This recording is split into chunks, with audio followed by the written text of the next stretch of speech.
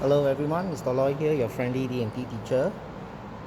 In the last process, we have looked at how we do wet sanding and we do buffing, alright, using the buffing machine to polish the edges where it's possible.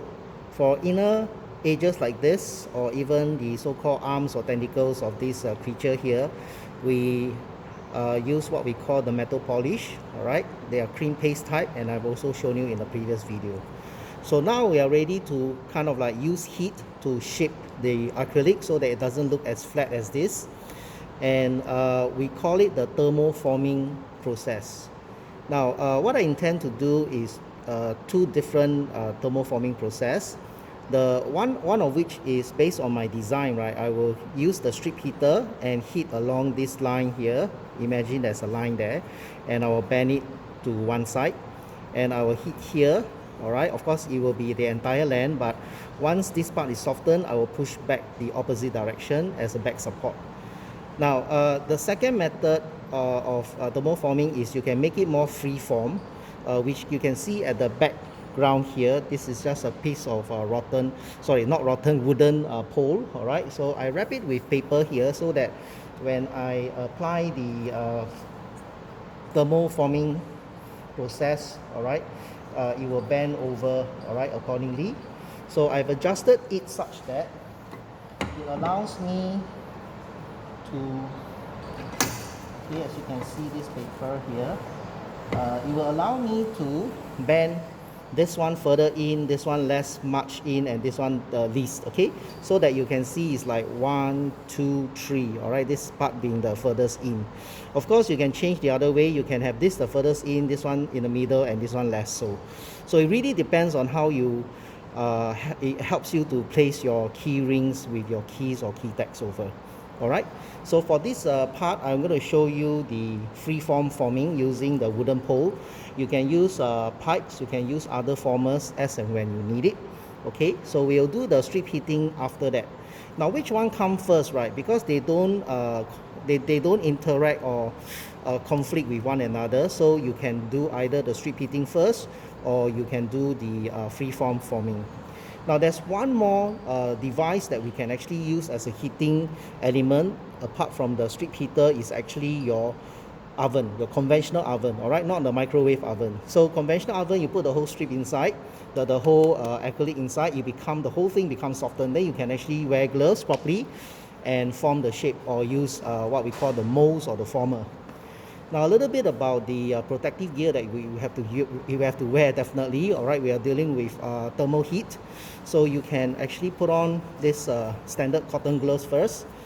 Alright, for very high temperature you can actually wear double layer. Now we have the more protective kind of glove here.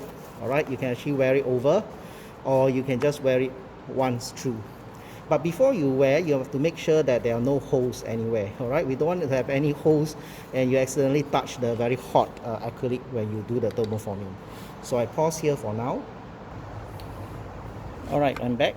Now people, this is not your thermal temperature measuring gun. This is far too big. Alright, this is what we call the hot air gun. The hot air comes out from here. This area here is pretty hot, and you can actually read off the reading over here. This is a heating free hand, flexi hand tool. So it is connected to the main socket of the wall. So just to show you the reading first, we can push up here for a different amount of hot air. You can see from the start, alright, this is the maximum, this is the middle, and this is less the rotation of the fan speed. Now over here is a minus sign and this is a plus sign. You can press to increase the temperature, alright, to your desired so-called heat, or if you were to let it run slowly, you can see that it's heating up.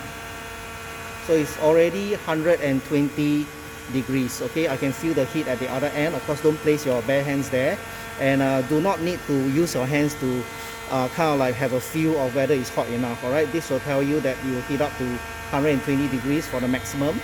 If I go down to number 2, alright, it will slowly cool down and then reach a desired set temperature.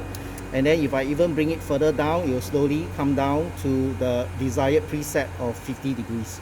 So for us, 100 degrees to 120 will be enough for us to so-called heat and soften the acrylic, all right? And it'll be good because it'll be good for us to remove the protective paper now, because this is the last stage of our forming or making process. So I pause here for now. Now, as you can see, I've actually removed the protective paper, so please be careful not to place your bare acrylic on tables, workbenches, and then it creates unnecessary scratches. Okay, as you can see from the reflection of the ceiling lighting here, is pretty nice. You have also noticed that I've just quickly drawn the line for you to see where the strip heating will be done later on. So to remove the protective paper, right, sometimes you have to do this, all right, until you kind of like have a leverage here, and then you start to pull. Okay, and then of course as you tear, right, certain parts will go first. So what you need to do is just try to remove it carefully, all right? Don't hurt your thumb or your finger while doing so, and more importantly, don't break any acrylic pieces as you remove the protective paper. So I'm almost done, except the last bit here. Now why don't I remove the rest entirely? Okay, because I am not working on this part yet, so I'm going to focus on this area for now. Alright, as you can see that I already put on the thermal gloves. Alright, these are very thick gloves that insulates the heat. And of course, when you're working with tools and machines, always remove the watch and keep it in the pocket of your apron. So what I'll be doing now is I will heat up one side. Okay, you can rest it on a piece of wood, okay, or you can rest it on this platform, but this platform is cold. So as you heat it up here, the heat is transferred quickly and dissipated around the table, the platform here. So it'd be good if you can use a piece of waste wood and you rest it on top. And of course, I'm going to go with the highest level. Make sure the important thing is wear your safety gloves, and do not point this at anyone. Alright, so always point into a secluded area like so. And the distance, not too close, alright? And you try to kind of like move here and there. Now, how do you know that the acrylic is softened? You can actually wear your gloves and try to move the arms or the head, or you can lift up at the back here and you try to see whether it starts to soften and bend. Of course, to heat up the process, you can also hold it and turn sideways.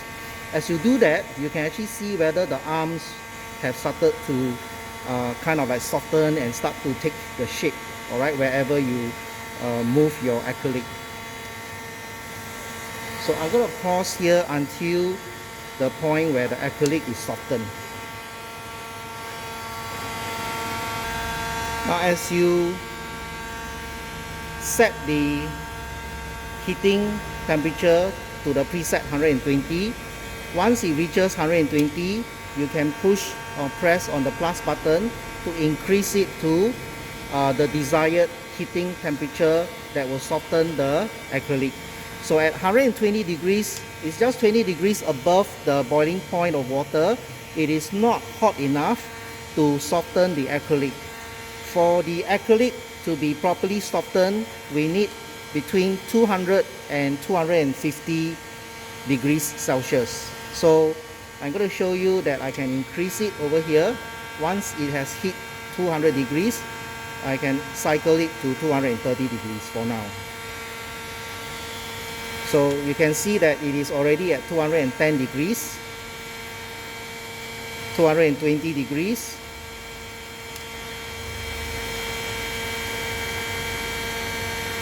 and 230 degrees. So it has already reached your preset temperature, so it will maintain at 230 degrees now.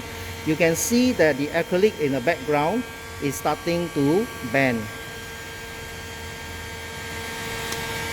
So I pause here for now until I'm ready to show you the thermoforming. At this point, the temperature, I've increased it further to 250. At the background, you can see that the acrylic is now kind of like softened. Okay, as you can see, I can actually bend it.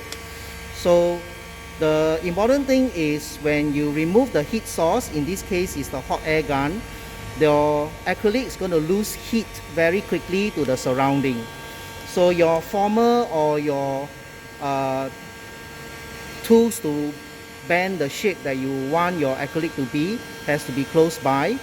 Now in this instance, it is difficult to manage on your own what you have to do for thermoforming, and therefore it's always good to ask your classmate to stand by and to wear protective safety gloves and to be ready to help you do the shaping. Alright, so let's just wait for a while more before I proceed to show you the heating, the thermoforming part.